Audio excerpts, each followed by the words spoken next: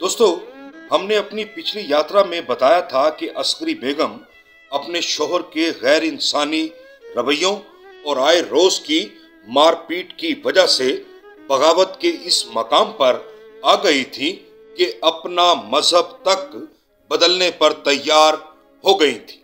लेकिन यहाँ ये सवाल पैदा होता है कि आखिर अस्करी बेगम का खानदान उन्हें उनके शोहर भूरे खां से बचाने के लिए दरमियान में क्यों नहीं आया।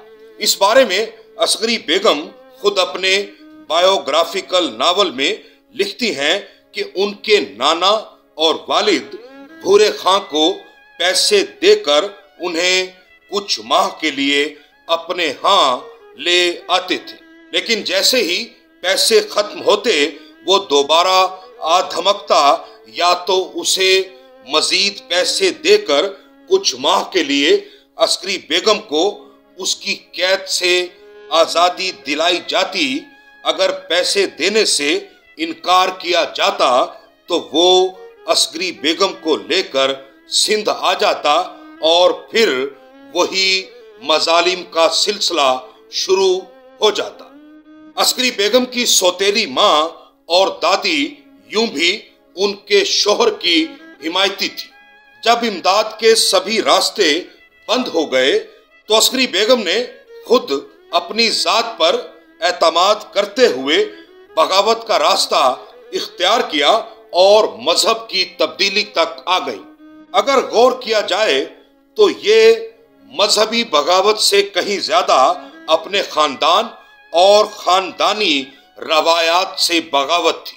अस्करी बेगम ने अपने खानदान के दरमियान रहते हुए अपनी मां को सारी जिंदगी गुलामी करते हुए और अपने से बदतर इंसानों से डरते और मरते हुए देखा था। मां, नानी और खानदान की दीगर औरतों की गुलामाना जिंदगी ने पहले ही उनके अंदर बगावत भर रखी थी। यहाँ तक कि उन्होंने फैसला कर लिया कि वो उसी जगह रहेंगी जहां वो अपने आजादाना ख्यालात को महफूज समझेंगी, चाहे वो शराफत की जिंदगी हो या जलालत की। ये फैसला कर लेने के बाद अस्करी बेगम के अंदर एक और तरह की औरत पैदा हुई। आज की यात्रा में हम बात करेंगे अस्करी बेगम के मंथली मैगजीन तनवीर की और उसकी पॉलिसी की। ये भी बात होगी कि बेबी तबस्सुम उनके हिंदू शोहर की बेटी थी या मुसलमान शोहर की। आज की यात्रा में हम ये भी बताएंगे कि स्वामी श्रद्धानंद का कातिल अस्करी बेगम को भी कत्ल करना चाहता था। और आखिर में बात होगी कि अस्करी बेगम अपनी बाद की जिंदगी में हिंदू रही या मुसलमान, ये सब जानने के लिए हमारे साथ रहिएगा। अस्करी बेगम बचपन ही से मुताले की शौकीन थी। उन्होंने अपने शौहर भूरे खां की कैद के दौरान ही अखबारातो रसाइल में आर्य समाज तंजीम के बारे में पढ़ा। आर्य समाज के लिटरेचर में औरतों की आजादी और हकूक के बारे में कुछ ऐसी बातें थी जो अस्करी बेगम को मुतासिर कर गईं। ये उसी लिटरेचर के असरात थे कि अस्करी बेगम ने भूरे खां की कैद से भागने का फैसला कर लिया। अस्करी बेगम भूरे खां की कैद से भागकर आर्य समाज कराची के आश्रम में अपने बच्चों समेत पनाह गुज़ीन हो गई। सिर्फ पनाह ही नहीं ली, उन्होंने स्वामी श्रद्धानंद के जरिए शुद्धि होकर हिंदू मत इख्तियार कर लिया। अस्करी बेगम के शोहर भूरे खां ने स्वामी श्रद्धानंद और उनके साथियों पर मुकदमा दर्ज कराया। इस मुकदमा में अस्करी बेगम भी नामजद थी। उन पर बदचलनी के इल्जाम के साथ साथ घर के सामान के अलावा 7,000 रुपए चोरी का इल्जाम भी था। लेकिन 7 माह की कार्रवाई के बाद भी भूरे खां अस्करी बेगम और स्वामी श्रद्धानंद के खिलाफ कोई इल्जाम साबित ना कर सका। इस मुकदमा की कार्रवाई के दौरान शहर के कुछ अमन पसंद लोग सुलह की कोशिश करते रहे। एक अहम तरीन डॉक्टर लीडर और एक मोअज़्ज़िज़ बैरिस्टर सुलह व समझौता के लिए दरमियान में आए। दूसरी तरफ आर्या समाज के लोग, जिन्हें अस्करी बेगम अपने बायोग्राफिकल नावल में अपने मददगार लिखती हैं, इस बात के लिए तैयार थे अगर लड़की जाना चाहे तो ले जाओ। जिन दिनों अस्करी बेगम पर मुकदमा चल रहा था तो उनकी सौतेली मां भी भूरे खां की तरफदार थी, लेकिन 7 माह मुकदमा चलने के बावजूद भूरे खां के गवाह अदालत में बुरी तरह लड़खड़ा गए। नतीजतन मुकदमा खारिज हो गया। हमारी रिसर्च के मुताबिक स्वामी श्रद्धानंद और अस्करी बेगम पर यह मुकदमा तो कराची में कायम हुआ, लेकिन इस मुकदमा की आखिरी कार्रवाई दिल्ली में हुई, क्योंकि बाद के तमाम वाकयात का ताल्लुक दिल्ली से है। और जब यह मुकदमा खत्म हुआ, स्वामी श्रद्धानंद और अस्करी बेगम दोनों दिल्ली में मौजूद थे। मुकदमा खत्म होने के बाद जब अस्करी बेगम आर्या समाज दिल्ली के आश्रम में रहने लगी तो यहाँ से उन्हें बहुत से मुसलमान लीडरों ने निकालने की कोशिश की। मुस्लिम लीडर्स का ख्याल था कि अस्करी बेगम आर्या समाज के आश्रम से निकल गई तो उनका मजहब तब्दील करने का फैसला भी तब्दील हो जाएगा। सो इस सिलसिले में आए रोज कोई ना कोई मुसलमान लीडर अस्करी बेगम से मिलने के लिए आता। बास तो ऐसे थे जो अस्करी बेगम से तन्हाई में मिलना चाहते थे और बहुत से ऐसे भी थे जो अस्करी बेगम से शादी करके उन्हें राह रास्त पर लाना चाहते थे, लेकिन अस्करी बेगम ने किसी के भी साथ जाने से इनकार कर दिया। मुकदमा खारिज होने के बाद मुस्लिम हलकों में यूं भी एक कोहराम मचा हुआ था और हंगामा परस्त लोग इसे मजहबी शिकस्त का नाम दे रहे थे और एहतजाज के लिए अवाम को भड़का रहे थे। शहर की फजा जहरीली हो चुकी थी।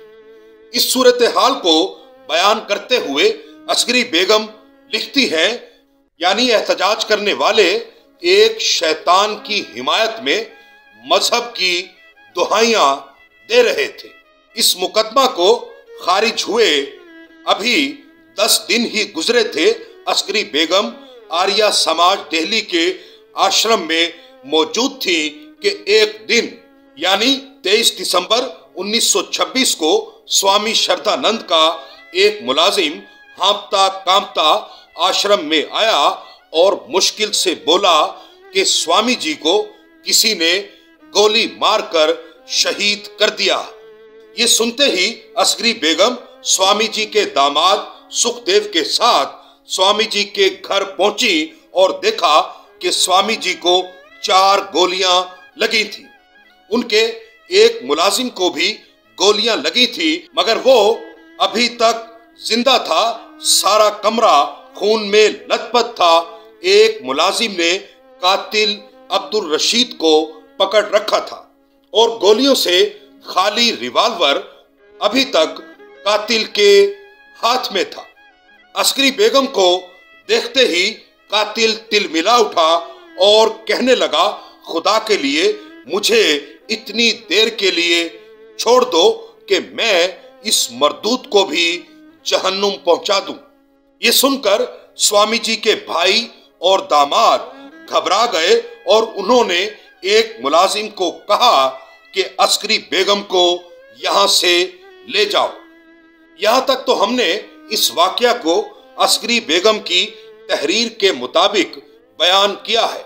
अस्करी बेगम स्वामी जी के कत्ल के फौरी बाद चाय वारदात पर पहुंच गई थी, लेकिन जब अस्करी बेगम को वहां से आश्रम भेज दिया गया तो दिल्ली से शाया होने वाले अपने वक्त के एक मारूफ वीकली रियासत के दबंग एडिटर दीवान सिंह मफ्तून स्वामी जी के घर पहुंचे। दीवान सिंह मफ्तून अपनी ऑटोबायोग्राफी नाकाबिले फरामोश के सफा 140 पर लिखते हैं, जब मैं स्वामी जी के मकान पर पहुंचा, स्वामी जी मकतूल हालत में खून में लथपथ लकड़ी के तख्तपोश पर पड़े थे। कातिल अब्दुल रशीद हिरासत में था। हजारों लोग जमा थे।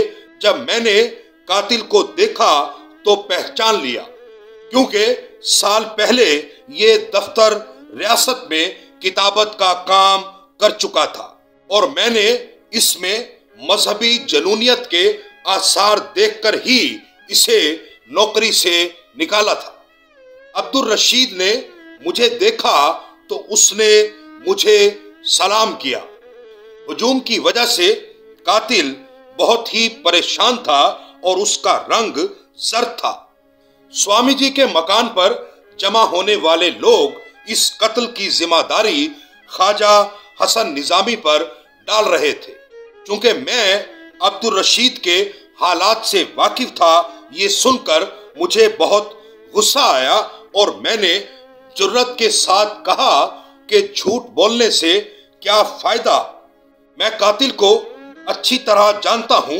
ये शख्स मजहबी पागलपन में मुब्तला है और ये अपने जुर्म का खुद जिम्मेदार है। ख्वाजा हसन निजामी के लिए यह मुमकिन नहीं कि वो किसी के कत्ल में हिस्सा ले सके। इस वाकया के बाद अब्दुल रशीद के खिलाफ कत्ल का मुकदमा चलाया गया। कुछ अरसा बाद उसे फांसी हो गई। मुस्लिम हलकों में उसे एक हीरो की हैसियत दी गई और फांसी के बाद 10,000 मुसलमानों ने उसकी लाश वसूल की। स्वामी शरदानंद के कत्ल के बाद असगरी बेगम मुंबई शिफ्ट हो गईं। एक पसमानदा समाज से निकलने और जिंदगी के मुश्किल तरीन दौर से गुजरने के बाद अस्करी बेगम सहर के नाम से एक नए रूप में सामने आई। इस नए रूप में अस्करी बेगम एक माँ, एक टीचर, एक तरक्की पसंद लिखारी और एडिटर होने के साथ साथ एक ऐसी शख्सियत भी थी जो दूसरों को मुतासिर कर सके। उनकी मुंबई की जिंदगी कैसी थी, उसकी छोटी सी झलक हमें रिफत सरोश की किताब मुंबई की बसमाराइयां में मिलती है। रिफत सरोश जो मारूफ शायर और ब्रॉडकास्टर थे कि अस्करी बेगम से 1946 में पहली मुलाकात हुई। रिफत सरोश अपनी किताब के सफा 128 पर लिखते हैं, बाई कला पर 3rd सांकली स्ट्रीट में अस्करी बेगम का छोटा सा फ्लैट अदब व सहाफत और इल्मो सकाफत का मरकज था। उनके शोहर सलीम और उनका बेटा जमशेद भी उनके साथ रहता था, जो उनके पहले शोहर की यादगार था, और 2 बेटियां मीना खुर्शीद और किरण तबस्सुम थी। उनका सरनेम तो डे था। मीना का असल नाम मीना डे था, मगर मैंने मीना को मीना खुर्शीद के नाम से रेडियो पर शेर खानी के प्रोग्राम देना शुरू किए तो यही नाम मशहूर हो गया। और कन्नी यानी तबस्सुम उस वक्त बहुत छोटी थी। बाद में उसने बेबी तबस्सुम के नाम से फिल्म में काम करना शुरू कर दिया और देखते ही देखते तबस्सुम एक मशहूर अदाकारा बन गई। तबस्सुम जी के प्रोफाइल में उनके फादर का नाम अयोध्या नाथ सचदेव लिखा हुआ मिलता है। अब ये सवाल पैदा होता है कि वो मिस्टर डे कौन थे जिनकी निस्बत से तबस्सुम जी की बड़ी बहन मीना डे कहलाती थी, और वो सलीम साहब जिनका नाम रिफत सरोश साहब ने लिखा है कौन थे। अस्करी बेगम की एक और तहरीर ये बताती है कि उन्होंने अपने पहले शौहर से अलहदगी के बाद किसी मिस्टर डे से शादी की थी और इन्हीं मिस्टर डे ने 7 साल केस लड़कर उनके पहले शौहर से उनके बच्चे हासिल किए थे। ये सवाल अभी तक बरकरार है कि मिस्टर डे, अयोध्यानाथ सचदेव और सलीम साहब क्या एक ही शख्सियत के नाम थे या मुख्तलिफ लोगों के। इस हवाले से एक और बात भी काबिले तवज्जो है, वो ये कि तबस्सुम जी की प्रोफाइल ये बताती है कि उनके वालिद अयोध्यानाथ सचदेव ने उनकी वालदा यानी अस्करी बेगम के मजहबी जज्बात का ख्याल रखते हुए बेबी तबस्सुम का नाम तबस्सुम रखा था और अस्करी बेगम ने अपने शौहर के मजहबी जज्बात को ध्यान में रखते हुए अपनी बेटी का नाम किरण बाला रखा था। शायद इसी रवायत के मुताबिक अयोध्यानाथ सचदेव को भी सलीम कहा जाता हो और अस्करी बेगम को शांति देवी। लेकिन इससे ये मामला तो खत्म हो गया कि तबस्सुम जी की माँ और बाप दोनों अलग अलग मजहब से ताल्लुक रखते थे। अब हम आते हैं अस्करी बेगम के मंथली मैगजीन तनवीर की तरफ। अस्करी बेगम का मैगजीन मंथली तनवीर एक इल्मी, अदबी और सियासी मैगजीन था और इस मैगजीन के हर सफा पर अस्करी बेगम के ख्यालात की छाप थी। ये अपने दौर का वो वाहिद मैगजीन था जिसका सारा स्टाफ खवातीन पर मुश्तमिल था। अस्करी बेगम जो एक फेमिनिस्ट थी, एक सेकुलर माइंडसेट के साथ ये मैगजीन मुरतब किया करती थी। उस वक्त के बड़े बड़े लिखारी इस मैगजीन में शाया होते थे, जिनमें जोशमली आबादी, फिराक, मजनू गोरखपुरी, सागर निजामी, मजरूह सुल्तानपुरी, माहिरुल कादरी और मीना कुमारी के नाना प्यारे लाल शाकर मिरठी के साथ साथ मौलाना नजीर अहमद खुजंदी भी इस मैगजीन के हर इशू में छपते थे। ये वही मौलाना नजीर अहमद खुजंदी हैं जिन्होंने 1936 में मुंबई की एक मस्जिद में महात्मा गांधी के बेटे हीरा लाल को मुसलमान किया था। मंथली तनवीर का सियासी झुकाव कांग्रेस की तरफ था, लेकिन इस मैगजीन की असल पॉलिसी औरतों की आजादी के साथ साथ इंटरकास्ट मैरिजेस की हिमायत करना भी थी।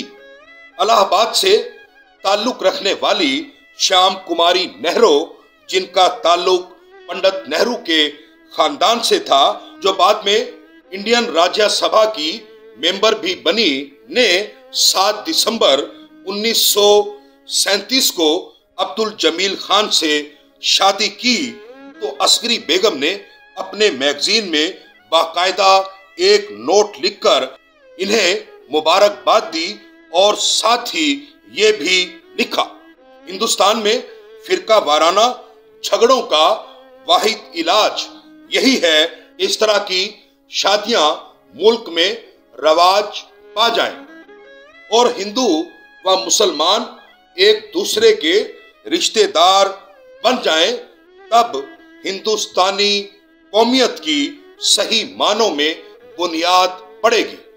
अब आखिर में हम बात करेंगे कि अस्करी बेगम अपनी बाद की जिंदगी में मुसलमान रही या हिंदू।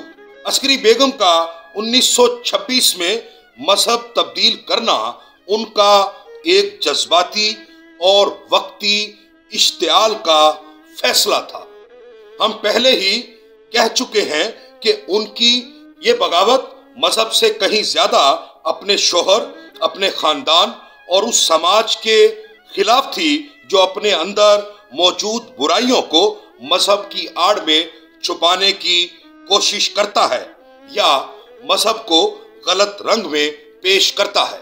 हमारे सामने कुछ ऐसे शवाहिद हैं जो ये साबित करते हैं कि अस्करी बेगम अपनी बाद की जिंदगी में भी मुसलमान ही रही, लेकिन एक आजाद ख्याल और सेकुलर माइंड के साथ। रिफत सरोज अपनी किताब मुंबई की बज़माराइयां के सफा 128 पर लिखते हैं, हर अशरे मुहर्रम के दौरान अस्करी बेगम के यहाँ हलीम खाना मुझे आज तक याद है। दूसरी बात, वो हम जिसका जिक्र पहले कर आए हैं कि उनके शौहर ने बेटी का नाम तबस्सुम रखा और अस्करी बेगम ने किरण बाला, जो ये बताता है कि अस्करी बेगम का मजहब उनके शौहर से मुख्तलिफ था। तीसरी बात यह कि अस्करी बेगम अपनी बाद की सारी जिंदगी मुंबई के अंजुमन इस्लाम गर्ल्स हाई स्कूल में पढ़ाती रही। बेबी तबस्सुम ने भी अपना मैट्रिक इसी स्कूल से किया था। यहाँ भी उनका नाम सारी जिंदगी अस्करी बेगम ही रहा। उन्हें स्वामी श्रद्धानंद के दिए हुए शांति देवी के नाम से कभी नहीं पुकारा गया और यही नाम उनके मैगजीन में भी शाया होता था। लेकिन अस्करी बेगम के बाद अब उनका सारा खानदान हिंदू है, बल्कि अब तो ये लगता है कि हिंदू मत शुरू ही अस्करी बेगम के घर से हुआ था, क्योंकि उनकी बेटी तबस्सुम जी ने विजय गोविल से शादी की, जो अरुण गोविल के बड़े भाई हैं। वही अरुण गोविल जो दूरदर्शन के सीरियल रामायण में श्री राम का रोल निभाकर हिंदुओं में परस्तिश की हद तक चाहे जाते हैं। दोस्तों, ये थी हमारी आज की यात्रा। अगर आपको हमारी ये यात्रा पसंद आए तो अपने दोस्तों से भी शेयर कीजिए और हमारा चैनल भी जरूर सब्सक्राइब कीजिएगा।